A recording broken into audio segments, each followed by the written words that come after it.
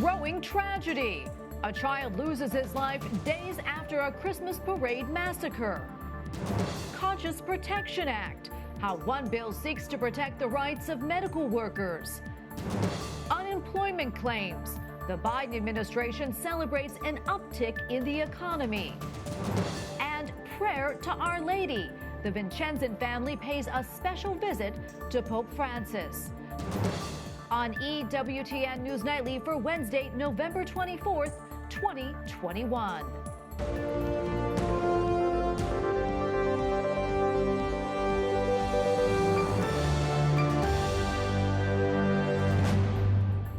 Thank you so much for being with us tonight on this feast of St. Andrew, Dunlac, and companions. I'm Tracy Sable. Some sad news now.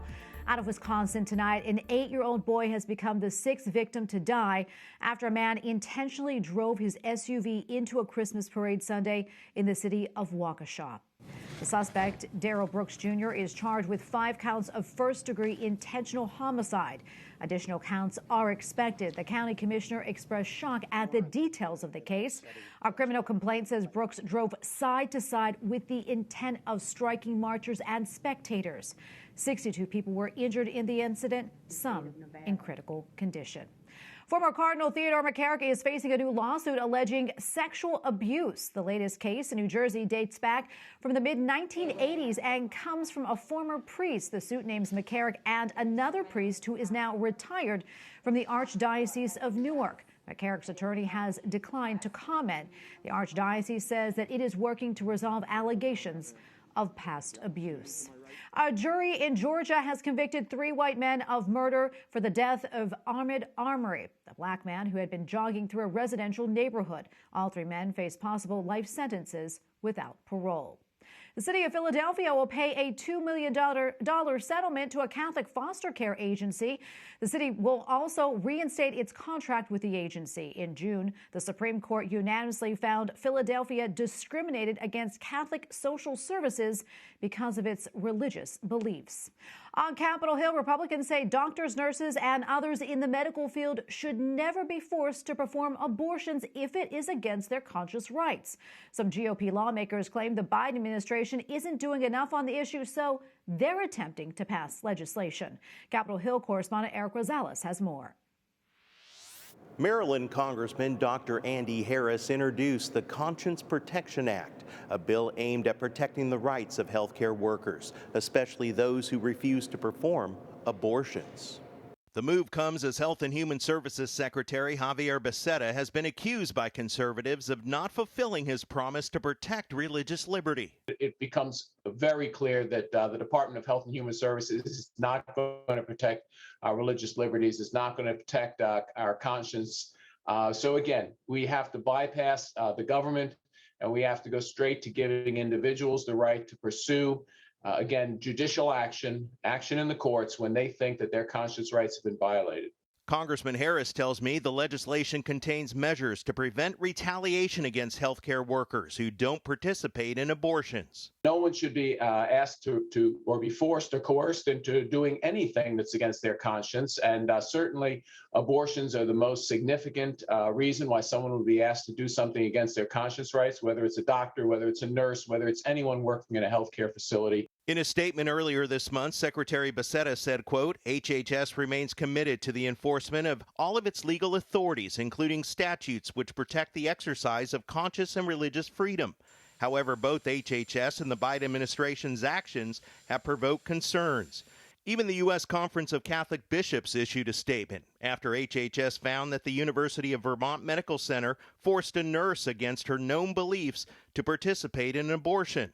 Archbishop William Laurie, chairman of the Bishops' Committee on Pro-Life Activities, wrote, quote, "This is not only fundamentally wrong, but a direct violation of federal law." Yet the Department of Justice voluntarily dismissed the case against UVMC. So far, the bill is sponsored by more than 100 Republican lawmakers. They hope to get it to the House floor very soon for a vote. At the Capitol, Eric Rosales, EWTN News Nightly. President Joe Biden says America's economic recovery is progressing at a historic pace. He says 5.6 million jobs were created since he took office, and last week U.S. jobless claims hit a 52-year low. But at the same time, On this day before Thanksgiving, the nation faces huge challenges in the weeks and months ahead. White House correspondent Owen Jensen reports.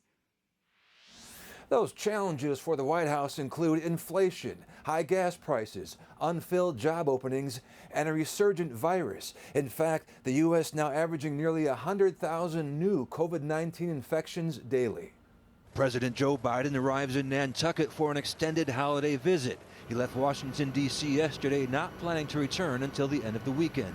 From his vacation destination, he sent out a memo praising the new job numbers, writing, "More Americans are getting back to work and more Americans have money in their pockets, thanks to the American Rescue Plan and the vaccination campaign." We now have vaccines that are accessible, they're free, they're convenient, they're life-saving. And we now have vaccines for kids as people are thinking about gathering with their children and young ones or grandchildren, etc. So things are certainly different than they were 1 year ago. The Biden administration also gives credit to vaccine mandates. The federal workforce has reached 96.5% compliance, either by getting a shot or requesting an exemption. But critics continue to sue to block the mandates, saying vaccines should not be mandatory. The courts have sided with those complaints. And when it comes to the economy, there's still plenty of room for improvement, of course, along with some dire predictions. Americans for Tax Reform says the Democrats' socialist tax and spend plan, known as Build Back Better, will lead to higher taxes, reduced American global competitiveness, and tax carve-outs for Democrats' special interests.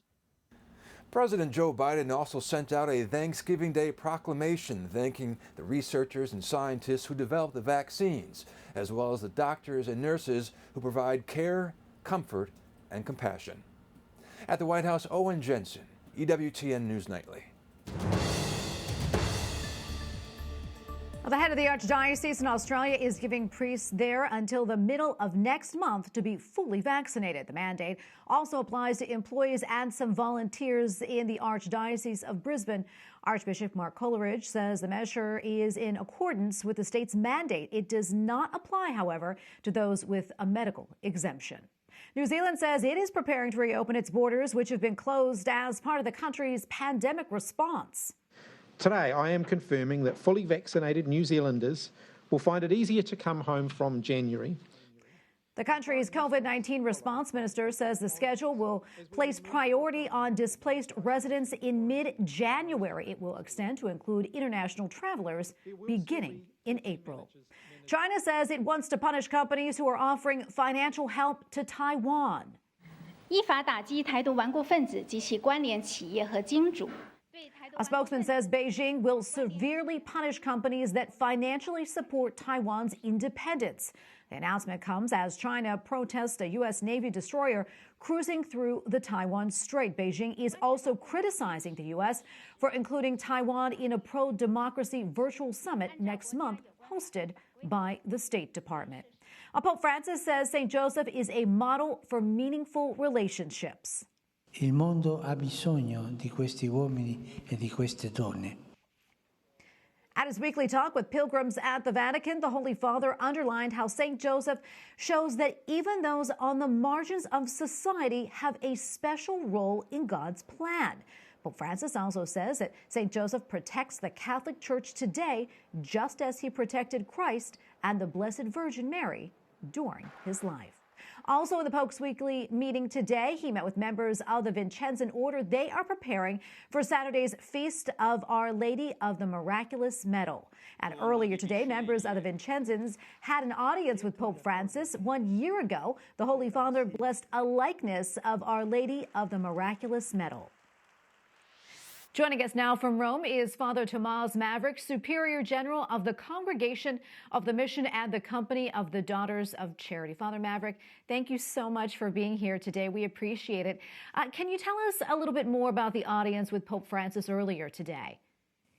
Yes, thank you, Tracy, for the invitation. And today we had the grace to participate at the encounter with Pope Francis. It was, in fact, in the St. Peter's Basilica because the numbers were so big that they gave us this this opportunity, and it was really an encounter with the Holy Father that gave us a lot of energy, a lot of new kind of fire to continue what we started a year ago. And Father, for those who may not be familiar, can you tell us quickly the story of Our Lady of the Miraculous Medal?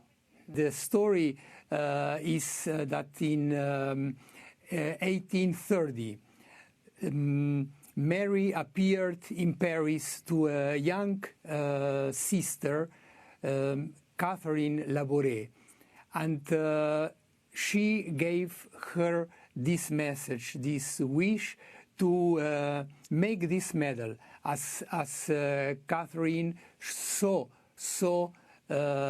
it, the way Mary transmitted it, and it became a medal that soon after it started to spread the name, it got the name of Miraculous Medal. Why? Because miracles were starting to happen. It was clear and very simple, but so deep message that if you want graces, you ask with faith, and you're going to receive the graces from Jesus. And that's why so many miracles started to happen, and the medal started to be called the Miraculous Medal.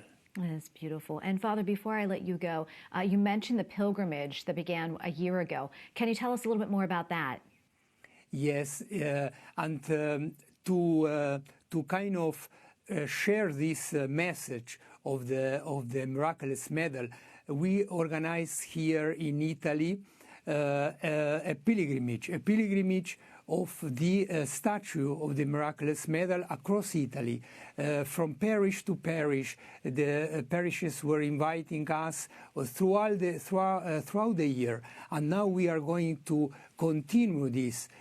We kind of started with 1 year, and seeing the interest, the openness, the wish to receive the statue, the Miraculous Medal, and then to receive also the Miraculous Medals, the message, we will continue because the requests are so big. Well, Father Mavric, thank you so much for taking the time to speak with us and talking about this important initiative. We appreciate it. God bless you. Thank you very much. And for more information, you can visit the website famven.org. Coming up, making adoption a ministry, how one diocese is putting the focus on children.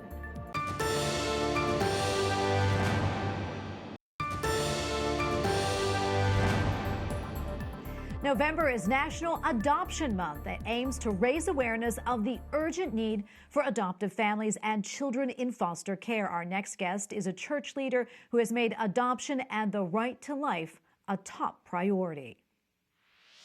Joining me now is Bishop Michael Burbidge of the Diocese of Arlington. Welcome back, Your Excellency. So great to be with you. We really have a lot to discuss today, but first off, I'd like to ask you about last week's bishops' meeting. How do you think that meeting went, and what do you think of the bishops' new projects, especially the Eucharistic revival? Thank you, Tracy. It's great to be with you and your listeners. And let me begin by wishing all of you a happy Thanksgiving filled with many blessings. The bishops' meeting last week, our General Assembly, I thought was not only productive, it was one where there was a great reflection of unity and a great fraternal spirit. Part of the reason I think, Tracy, is that we changed the schedule a little bit, and we began our first day on Monday from 9 to 12.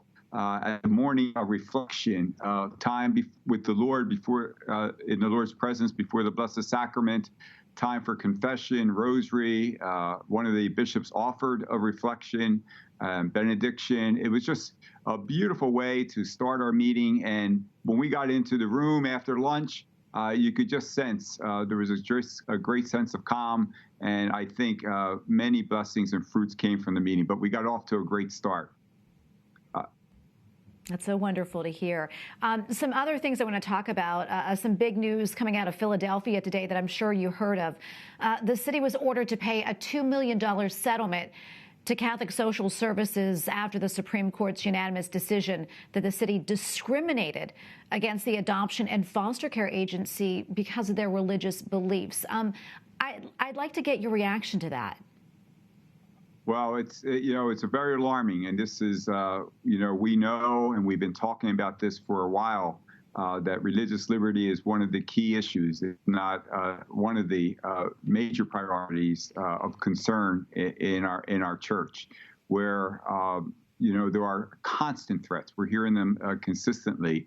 Religious institutions, the Catholic Church, being threatened not to be able to continue the great work of charity and so many other services according to their faith, according to their beliefs and convictions. And once religious liberty is under attack, then we as a nation are not at our best. And so we have to continue to be vigilant, be well aware of the constant ways this may continue in the future. And we have to be strong voices in saying we will continue our good work and serve people of all goodwill, but it always must be done according to our firmly held beliefs.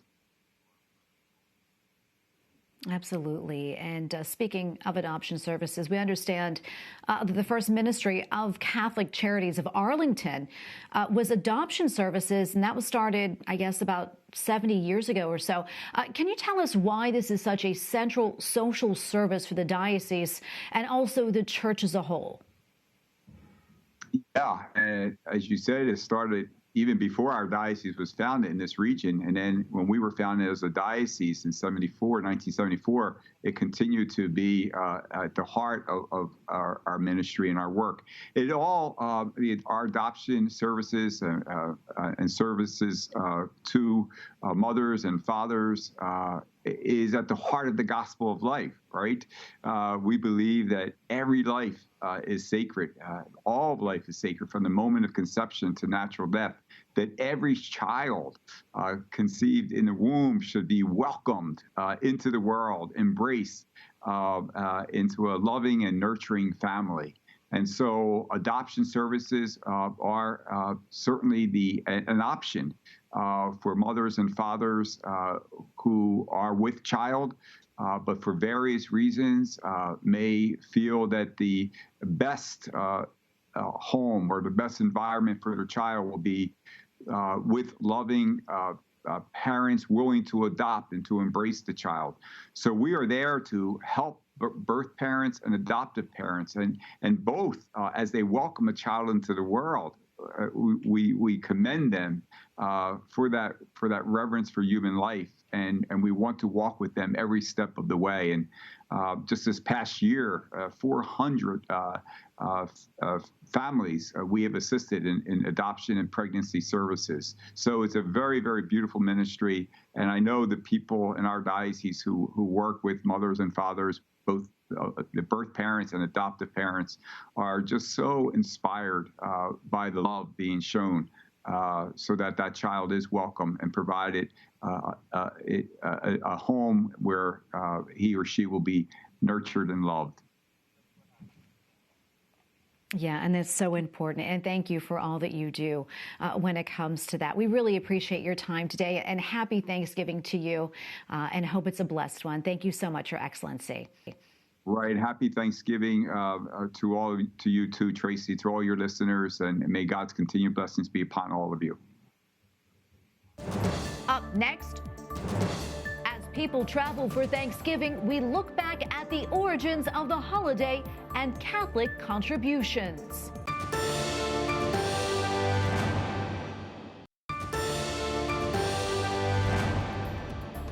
As we approach Thanksgiving and share familiar stories about the Pilgrims breaking bread with Native Americans, a new book counts all the ways Catholics contributed to creating our country and our freedoms. And joining us now is Dr. Michael Breidenbach, author of Our Dear Bought Liberty, Catholics and Religious Toleration in Early America, published by Harvard University Press. He is also an associate professor and chair of history at Ave Maria University in Florida. Dr. Breidenbach, so good to see you. Thanks for taking the time to speak with us today.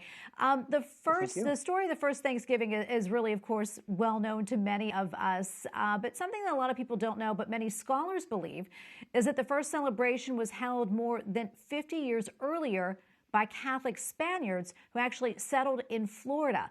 What more can you tell us about this? That's right. Well, this year is the 400th anniversary of the Wampanoag peoples and pilgrims celebrating that autumn harvest meal. But 50 years earlier, as you mentioned, Spanish explorers led by Menendez and a Catholic priest, Father Lopez, came ashore what they called St. Augustine and met with the Tomaz people and shared a meal as well. And Father Lopez, upon arriving on the shores of Florida, celebrated a massive Thanksgiving. And so I think when we look at Thanksgiving and that history, which of course is a 19th century tradition that was created, we should pause and think about the Catholic ways in which Catholics gave thanks, and in particular through the Mass. Yeah, and it's so fascinating because I think a lot of people probably don't know that fact. I know your book examines the key Catholic figures in our history and the role that they played shaping the nation that we know today. Talk to us a little bit more about this and some of those important Catholic figures. Well, the story begins, at least in British North America, with the founding of Maryland. And it was a Catholic colony insofar as it had a Catholic ruler.